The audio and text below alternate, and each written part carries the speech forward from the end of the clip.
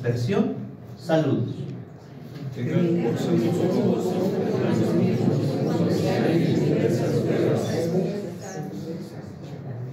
Sí, sabiendo que la prueba de su fe produce paciencia, juntos, y que la paciencia tenga su perfecto resultado, para que sean perfectos y completos sin que nada les falte. Muy bien. Salud. Gozo en medio de las pruebas. Y aquí la carta de Santiago es un poco distinto el enfoque, aunque hay las circunstancias similares a lo que nosotros ya hemos leído en Job. A estas alturas, tú como congregación, en tu plan de lectura anual de la Biblia, ya leíste Job, desde enero, ¿verdad? En ese sentido, ¿se acuerdan que Job pasó por múltiples aflicciones? Dios permitió que Job fuera probado, que se le quitara sus hijos, sus propiedades, sus sirvientes, su ganado, todo absolutamente, menos la esposa, su salud inclusive. Y hubo siempre un debate, una discusión, un diálogo entre sus amigos y Job, un montón de discursos, y al final sale un muchachito, ¿sí?, que empieza y dicen: oigan, ¿ustedes de qué rayos están hablando? Ustedes nada más se andan echando la pelota uno con los otros. ¿Por qué están cuestionando a Dios? Y ya le empieza a decir: oye, Job, pues, ¿tú qué? ¿Por qué te crees mejor que todos ellos? Oigan, ¿ustedes por qué lanzan un juicio? Y quién sabe, no se volvió a saber nada de ese muchachito. Dios lo utilizó. Y básicamente el libro de Job nos ayuda a ver que el periodo de aflicción sí tiene un propósito, ¿sí? El periodo de prueba tiene un objetivo, no simplemente salen por azar. Sin embargo, en la carta de Santiago, aquí no se enfoca hacia el porqué del asunto, sino el cómo vamos a enfrentar las pruebas. ¿De acuerdo? Por eso, moldeando nuestra fe. Pero para todo eso, ¿qué es fe? Porque no quiero dar por sentado de que todos aquí sabemos qué es fe. ¿Algún valiente que pueda definir bíblicamente qué es fe? La convicción de lo que se espera, la certeza de lo que no se ve. Ok, eso está en Hebreos 11:1. Ay, muy bien. ¿Podemos ponerlo en pantalla, por favor? Hebreos 11:1. Esto es como la definición que tú y yo por default tenemos que saber casi de memoria, porque muchas personas no saben qué es la fe, y lastimosamente cristianos no sabemos en su momento qué es la fe. Ahora, la Biblia lo define así. Ahora bien, la fe es la certeza, sustancia, de lo que se espera, la convicción o la demostración de lo que no se ve. Pues lo tenemos en la Nueva Traducción Viviente, Santiago. Muy bien. Pon el mismo versículo, pero en la Nueva Traducción Viviente, para leer lo mismo, pero con otras palabras. La fe es la confianza de que en verdad sucederá lo que esperamos. Es lo que nos da la certeza de las cosas que no podemos ver. ¿Pudo clarificarte un poquito más la definición? ¿Sí? Leemos, no me lo quites, por favor. ¿Podemos leerlo juntos? ¿Sí? Ahí está. La fe es la confianza de lo que en verdad sucederá, lo que esperamos. Es lo que nos da la certeza de las cosas que no podemos ver. Esa es una definición de fe. ¿Dudas? Te voy a poner una pequeña ilustración. En mi casa, uno de mis hijos todavía tiene la insistencia de comprar un juguete, de esos que se estiran, un gojitsu. Y entonces yo le dije: sí, hijo, un día de estos. Me arrepiento de haberle dicho así, porque para él un día de estos significa mañana, ahorita. No, hijo, ya, después el siguiente mes. Llega el siguiente mes. ¿Ya es ahorita? ¿Ya me lo vas a comprar? Y digo, él tiene la completa confianza de que su papá puede, eso es importante, darle ese juguete. Y él no quita los ojos de que le va a dar eso, porque me dice, con esta carita, ¿no? Y trata de convencerme. No, regresa por favor ahí. Porque mi hijo en sus 3 años tiene fe, tiene confianza de que sus padres le van a proporcionar lo que él está pidiendo. Te voy a poner otra ilustración. Maribel, ponte de pie, por favor. Sí, ahí no te voy a pedir que hagas marometa y media, no te preocupes, pero quiero que apagues con los apagadores, todos. Muy bien. Vuélvelos a prender. ¿Tuviste duda de que encendería? Eso es fe. Ella no dudó. Ella sabía que si presionaba eso, se iban a apagar. Y si los volvía a presionar, se iban a encender. La cuestión aquí con Dios es de que nosotros sabemos y lo que sucederá al final de la historia. Por lo que la Biblia dice. No por lo que inventamos o porque descubrimos el oráculo sagrado. No. Sucederá lo que esperamos. ¿Y qué espera el cristiano? Ustedes respondemos juntos. Que venga Cristo. Que venga Cristo. Esa es nuestra esperanza. ¿Nos damos cuenta? Y así como mi hijo espera un juguete, y así como Maribel nos hizo favor de apagar y encender la luz, demostraciones muy llanas de lo que es fe, tú y yo tendríamos que esperar a que suceda, tendríamos que tener la fe de que sucederá lo que esperamos. Lo que nos da certeza. Porque lastimosamente muchas personas, oye, ¿y cuál es tu anclaje?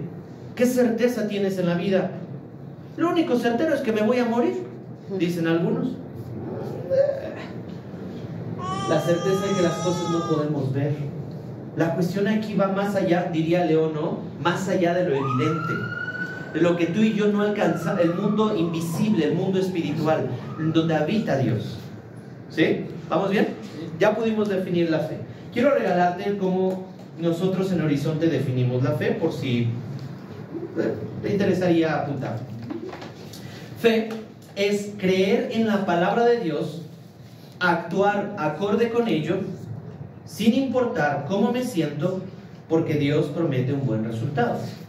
Lo voy a leer de nuevo. Fe, como lo definimos en Horizonte, es creer en la palabra de Dios, ¿sí? Actuar acorde con ello, sin importar cómo me siento, porque Dios promete un buen resultado. ¿Sí? ¿Todos pudieron apuntarlo?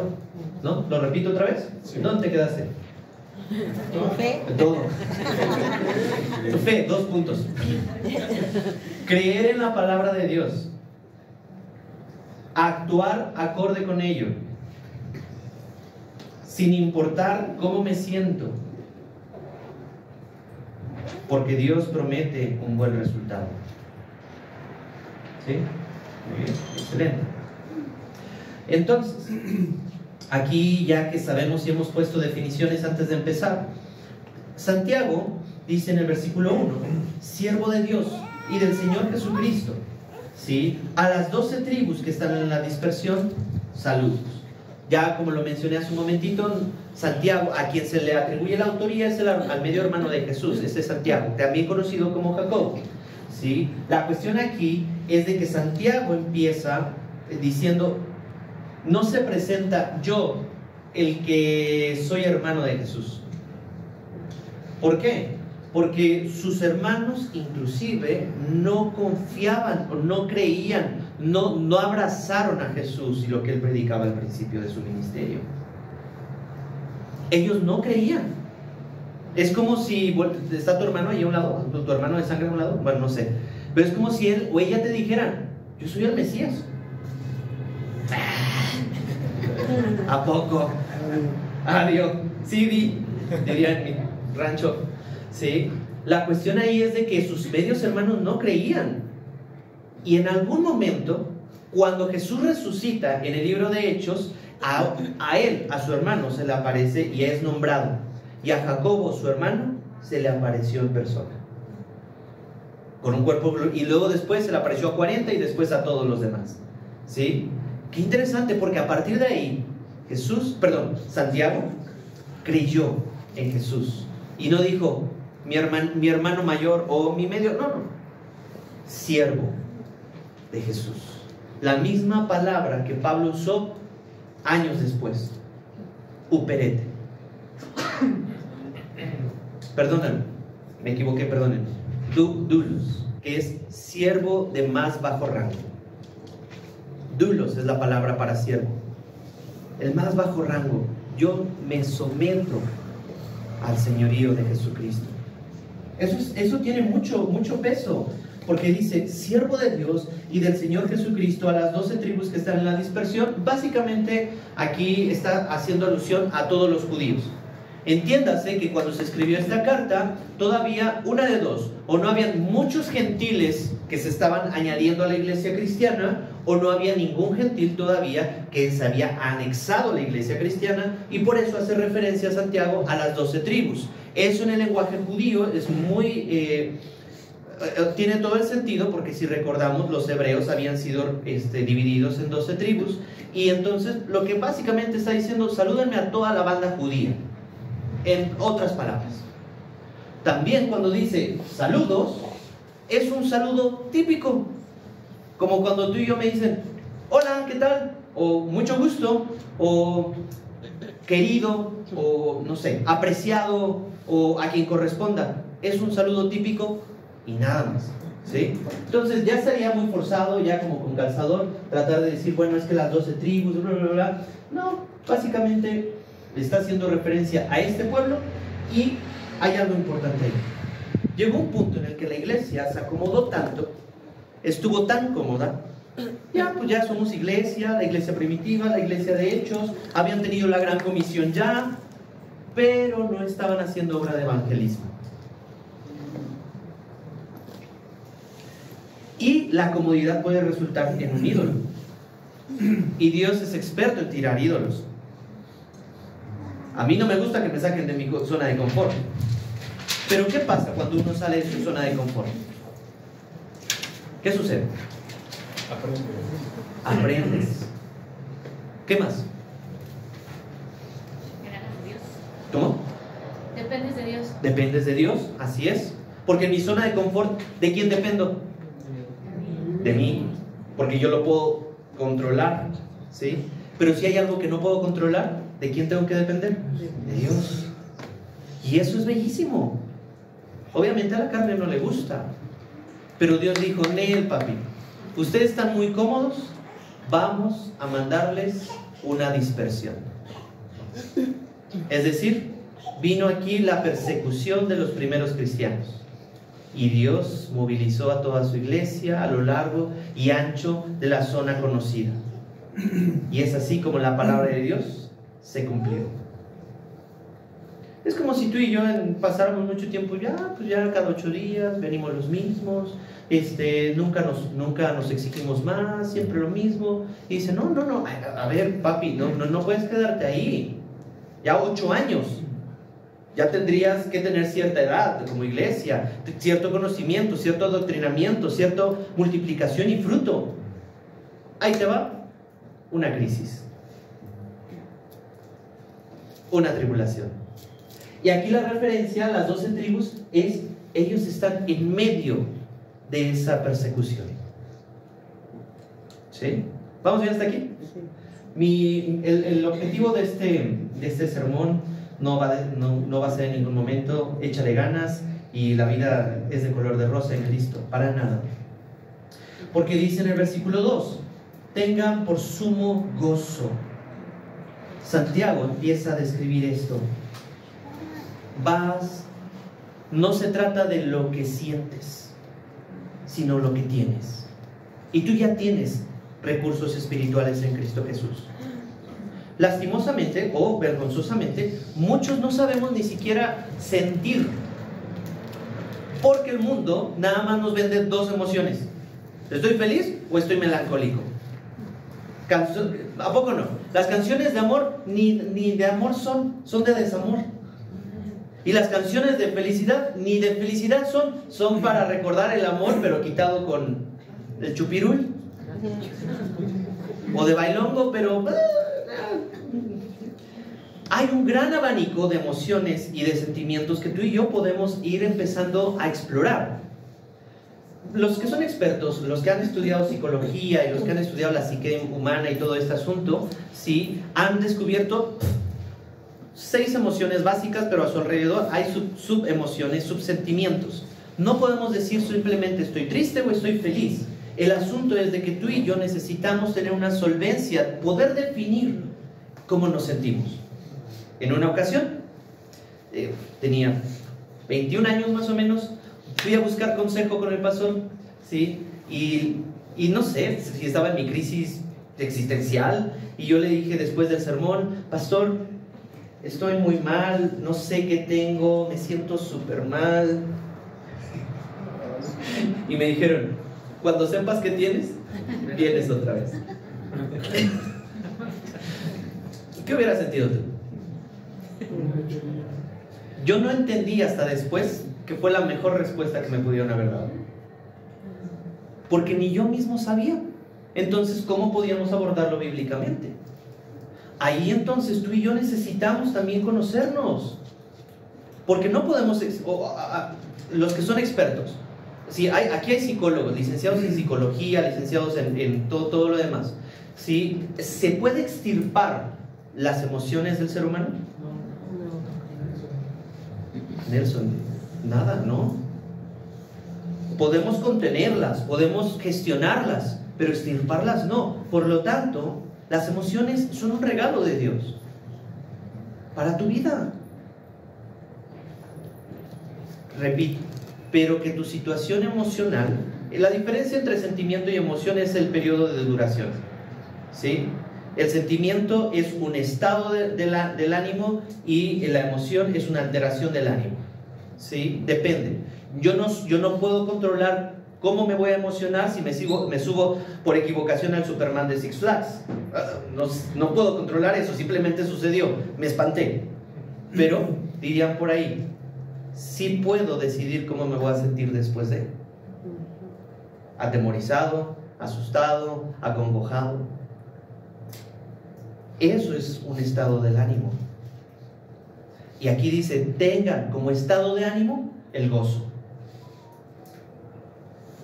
Qué lindo, qué espectacular que no dice: y sean felicísimos por el siempre. No dice eso. Y vivieron felices por siempre. No dice eso. Tampoco dice: y sientan por sumo gozo. ¿Por qué? Y el Espíritu Santo inspira cada palabra.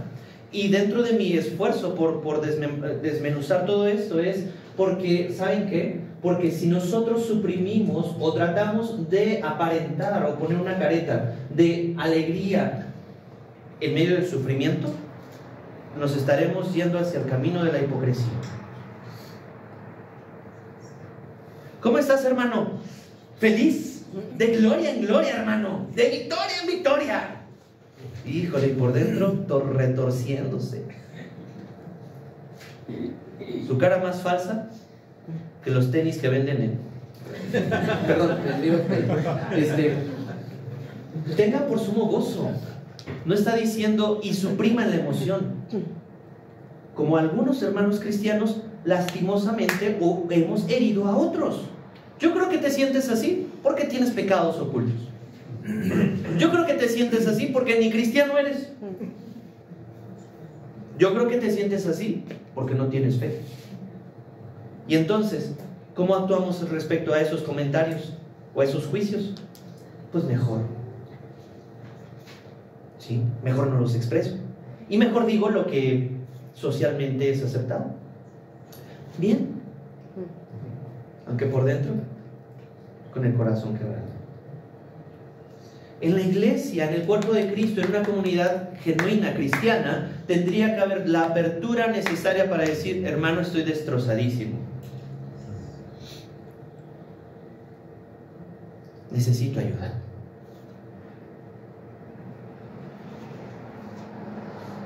Tengan por sumo gozo. No tan solo dice tengan gozo, sino lo más elevado de esto. ¿Y por qué puedo atreverme a decir que todo esto no necesariamente viene originado, la tristeza, en medio de una aflicción? Porque si las emociones fueran pecaminosas, como algunos hombres han tachado a algunas mujeres, o los hombres han tratado de aparentar que no tienen emociones por vergüenza, etc., entonces Jesucristo nos hubiera dado otro ejemplo. La Biblia nos hubiera dado otro ejemplo. Porque en Isaías dice, Dios está con los quebrantados de espíritu. En el Sermón del Monte Jesús dijo, bienaventurados los que lloran. ¿Sí?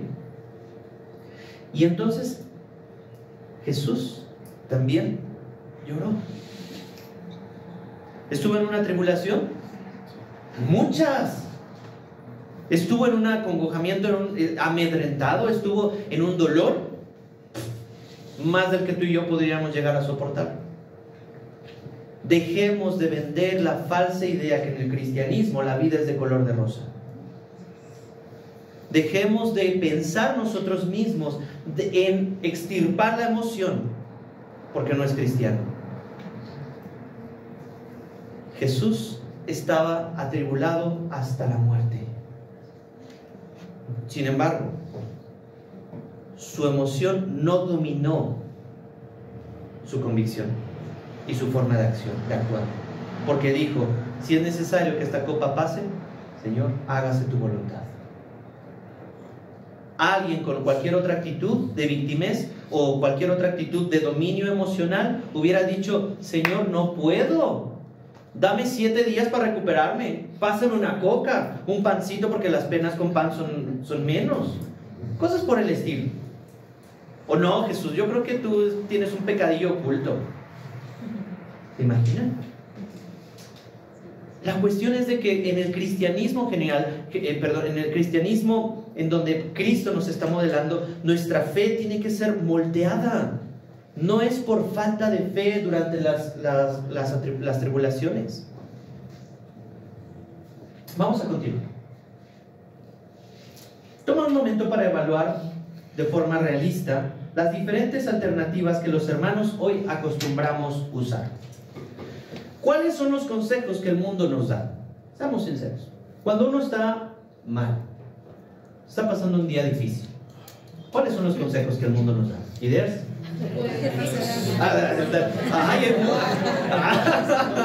Ahora así hubiera querido que me definieran fe, hombre. Vicky, ya se te pasa. Ya se me pasó. Vicky, ¿qué ideas normalmente nos da el mundo? ¿Qué consejos nos da el mundo? Esa, ¿no? Ya se te pasará, no te preocupes. El tiempo lo arregla, ¿no? Ya se te pasará. ¿Qué otras ideas? Échale ganas. Las cosas pasan por algo. Viene algo mejor. Viene algo. Más adelante nos reiremos de esta, ¿no? ¿Qué otra? Tómate un alcohol o algo así. ¿Cómo? Toma alcohol. Échate un alcoholito. Sí, lo mismo, unas chelas. Ajá, unas chelitas. ¿Qué otro? Chéves. Pero eso no decimos aquí, ¿verdad? No. Ah, bueno, ok, bueno.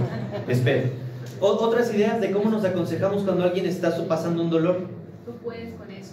Tú puedes con eso. No te agüites. ¿Le suena esta? Disfruta tu proceso.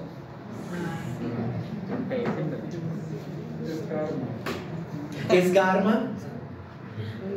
¿Otras ideas?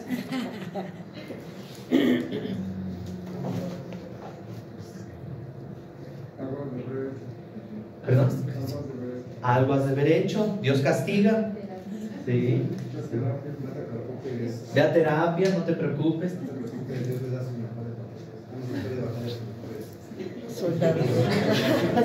Dios le da, no te preocupes, Dios le da las mejores. Bueno, eso que dijo el Chavo. A sus mejores soldados. Las peores batallas a sus mejores soldados. Ok. Nos da risa, pero ¿a poco no las hemos escuchado? O inclusive las hemos usado. Que Dios te dé resignación. ¿Han escuchado? Pues confórmate. Estás pidiendo mucho, ¿no? Cosas por el estilo. Sin embargo, esos no son bíblicos. La Biblia es como una cultura distinta. La cultura de Dios es distinta. ¿Te sientes mal? Pues llora, desahógate con estas canciones de Chente, desahógate con todo esto. Pero, ¿qué tipos de pruebas nos puede mandar el Señor? ¿Ideas? Porque bueno, ya te queda claro que tú y yo no hemos pasado las pruebas como que Jesús, ¿verdad? ¿O alguien lo han crucificado y ha resucitado? No. Ok. ¿O ha sido desfigurado? ¿Alguien le han dicho varón de dolores? ¿No? Algunas ideas como tipos de pruebas podrían ser, porque algunos podríamos argumentar, no, pues yo no he pasado tanto, como que ese versículo no aplica para mí. ¿Qué tal las pruebas en la relación con alguno de tus hijos? ¿Alguna prueba de salud? ¿Alguna prueba en tu economía? ¿Alguna prueba en la relación con tus padres o hermanos? ¿Alguna prueba con tus vecinos? ¿Alguna prueba en tu relación matrimonial? ¿Alguna prueba con el fallecimiento de un ser amado? ¿Alguna prueba de identidad? ¿Qué otras ideas podríamos ver de pruebas?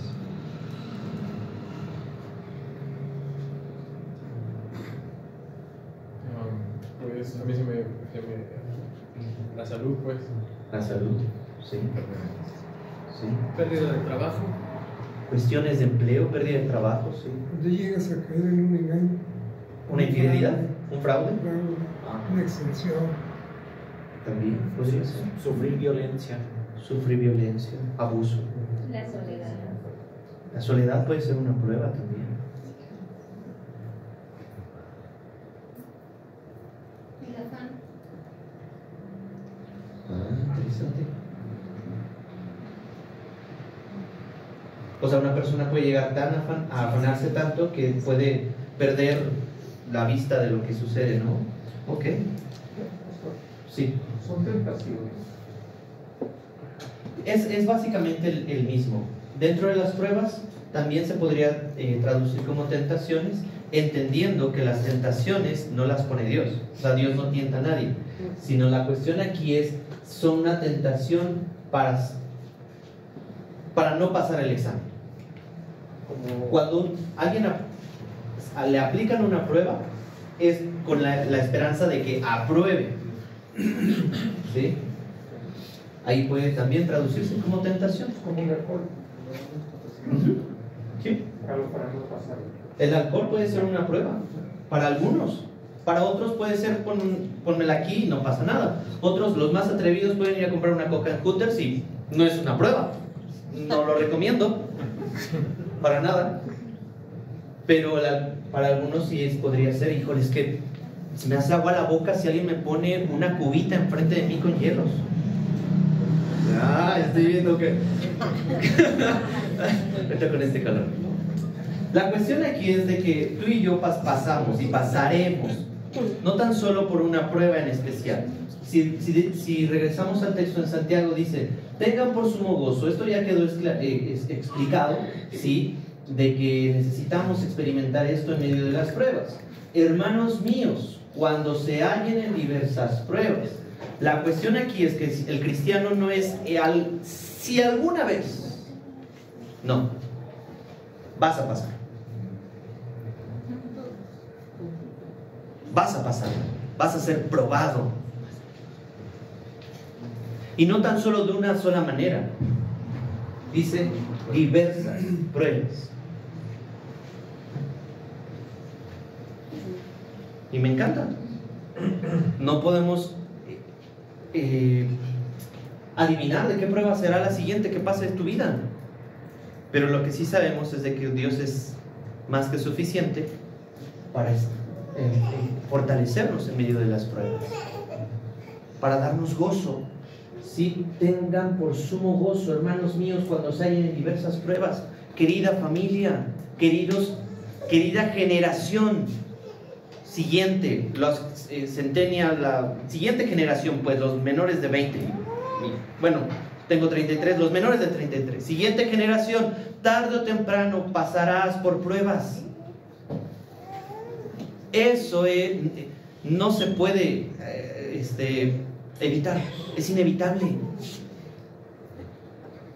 Porque el mundo y las redes sociales nos venden una vida donde todo está automatizado, donde no tengo que sufrir, en donde me quedo en la casa de mis papis, en donde mis papis me dan y me cumplen todo.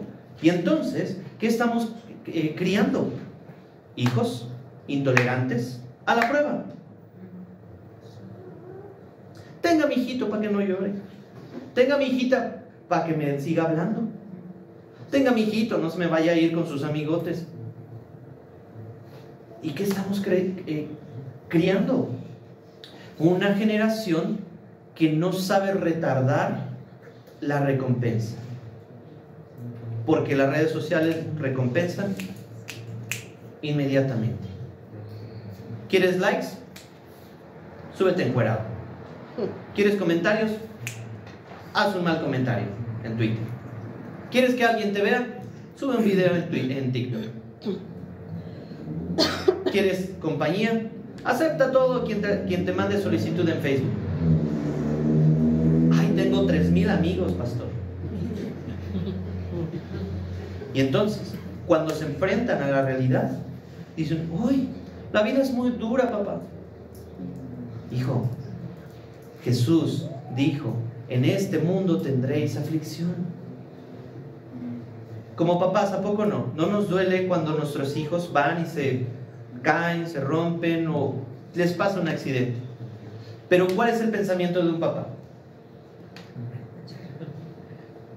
Apapacharlo. Sí, apapacharlo.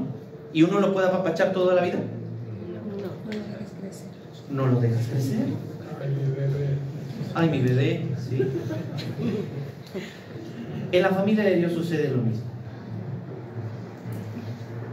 Tú y yo necesitamos aprender a caernos, que la vida duele.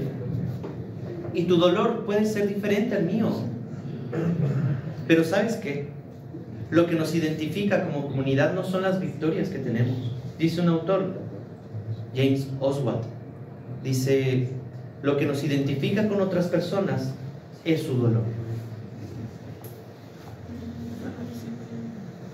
Mantengan esa idea ahí, que la voy a sacar más adelante. Versículo 3. ¿Sí? ¿Vamos bien hasta aquí? Entonces ya uno no se pregunta, ay Señor, ¿por qué a mí? Ay, ¿para qué a mí? Sino, Señor, ¿qué tengo que ver en medio de esto? ¿Recuerdan cuando vimos en Romanos la gráfica que la vida en el cristianismo, cuando llegas a Cristo, a la altura del varón perfecto, no es que ya llegamos a la santificación perfecta y nunca vamos a pecar, como un ya 100% y así moriré 100%. Tampoco la vida en el cristianismo es en estos dos vectores donde siempre una constante de victoria en victoria, hermano, ¿sí? De gloria en gloria, ¿sí? Que nunca me equivoco, sino va más parecido progresivamente como un sube y baja. Por eso me encanta Salmo 23. En valle de sombras o en verdes prados. ¿En dónde estás ahorita? Y en los dos escenarios, Dios sigue siendo bueno.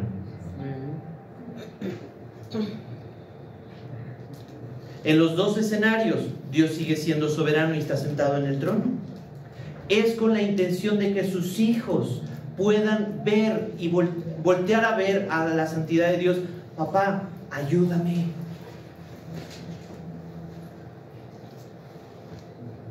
En algunos momentos te va a decir, ¿para qué andas? ¿Para qué estás orando conmigo? Ve y a la acción.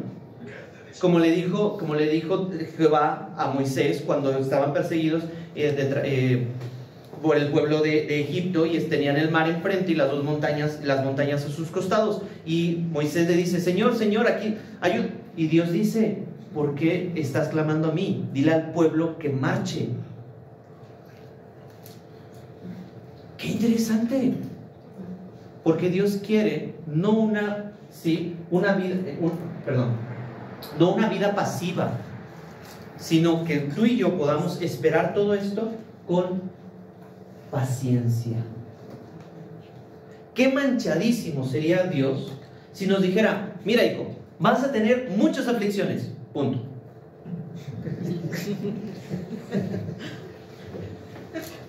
Nos anticipa en su amor.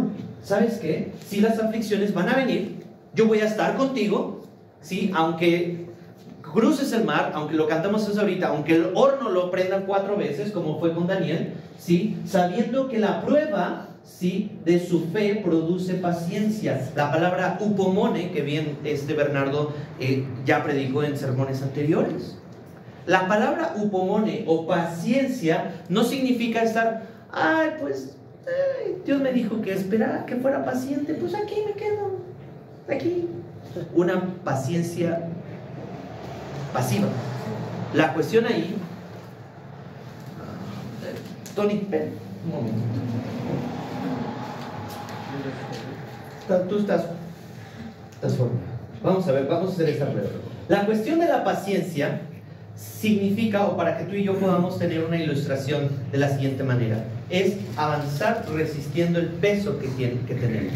Upo, que es por debajo, mone, que es resistir o perseverar, ¿sí? Entonces vas a hacer algo, me vas a cargar y vas a tratar de avanzar de ese punto a ese punto. Okay, vamos. ¿Sí? ¿Crees que...? ¡Hala! ¡Ya, vámonos! Ahí está ya. ¡Órale! Ahí está. Ok, no te me vayas. ¿Vieron? Él dio un claro ejemplo de paciencia. Upomone. La cuestión ahí es de que la prueba no dura un ratito. Ahora me vas a tener que levantar por algún tiempo. Por el resto de la predicación. Me admiro a este señor, este muchacho. Y ahí, la cuestión ahí será de que me va a resistir. Se va a cansar. Pero la cuestión es resistir. Me siento muy amado. Muchas gracias, Tony, gracias. Gracias, un aplauso.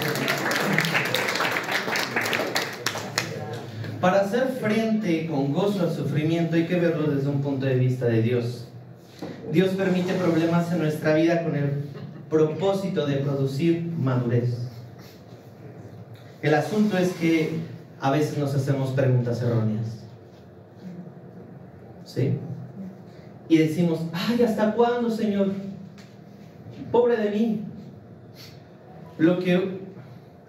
Y le voy a pedir a los chicos de alabanza para ir terminando. Lo que me enseñó un gran maestro recientemente cuando fui en mi viaje a Querétaro, sí, con Dennis Henderson, es de que él tiene un dolor crónico en sus lumbares.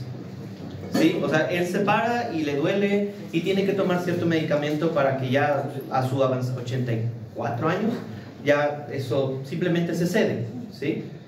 Y algo que me impactó fue, porque alguien le dijo, pastor, ¿cuál es el siguiente monte? Así como Caleb a sus 83 años está por conquistar. Y me dijo, llevo 40 años con dolor y mi siguiente monte es pastorear pastores.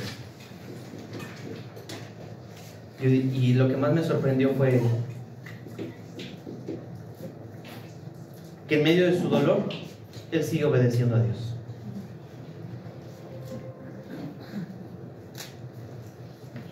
Y yo, y tú, con un simplemente, no, ahorita no, ¡ay, me rasgo las vestiduras! Pobre de mí. No, ahorita no, ¡ay, ya no! ¿Cuál amor en esa iglesia? Upomone, carnal. Upomone, paciencia, es el resultado de lo que tú y yo vamos a cosechar más adelante. ¿Sí? Dale, por favor. ¿Por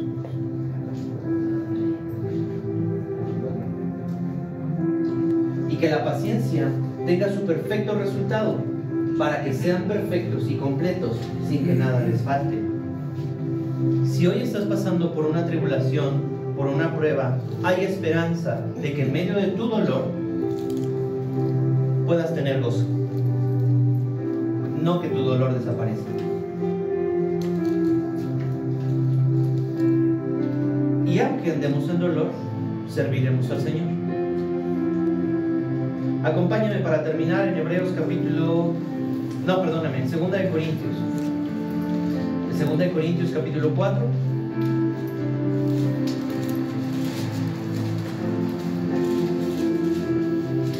Así que, hermano, resiste, que no estás solo.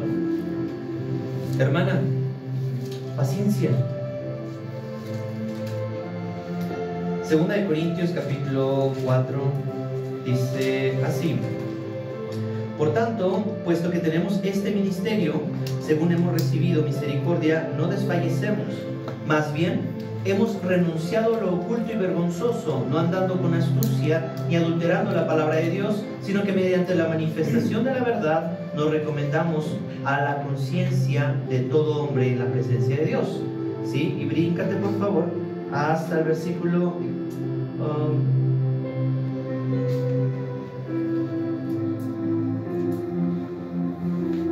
Bueno, seguimos en el 3.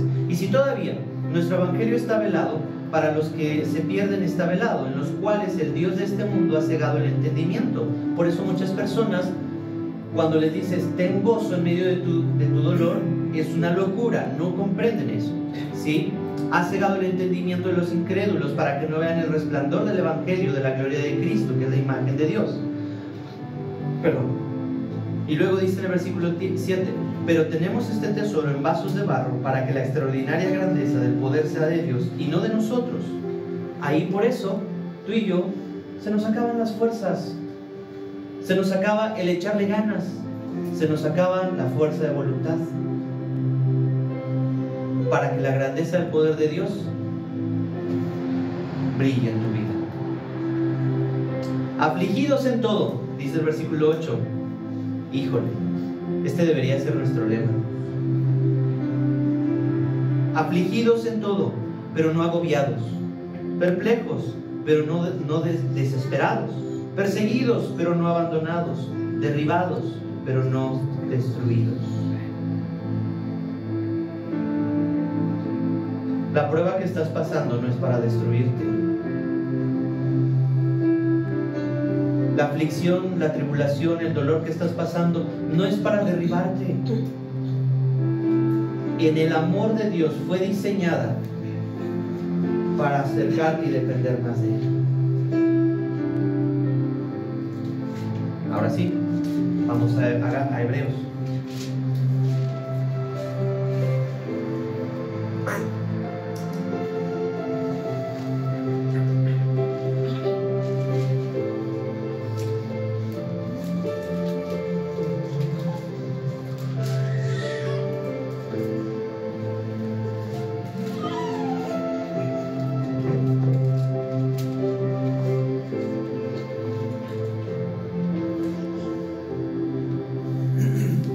Capítulo 4, versículo 14.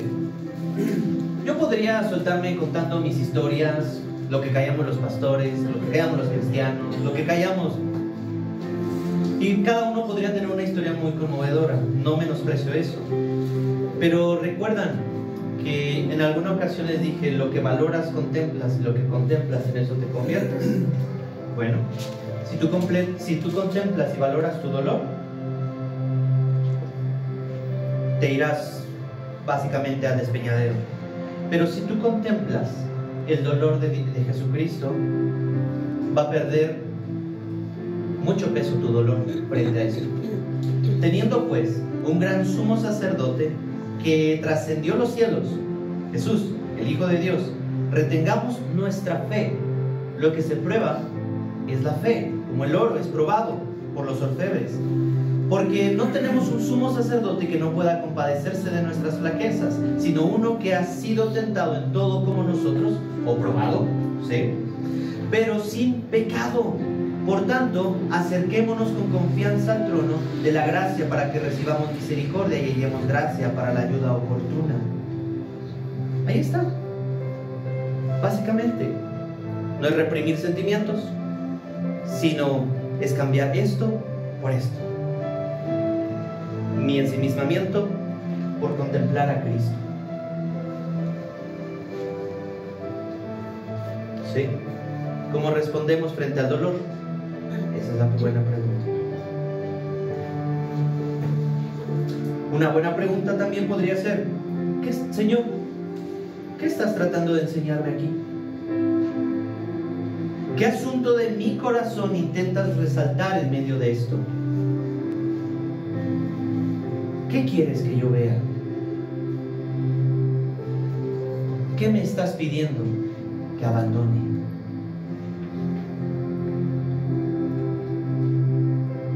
No desprecies tu herida. Tampoco no estoy diciendo disfruta tu proceso. Pero la mayoría de los momentos que provocan cambios dolorosos en la vida se comprenden hasta después.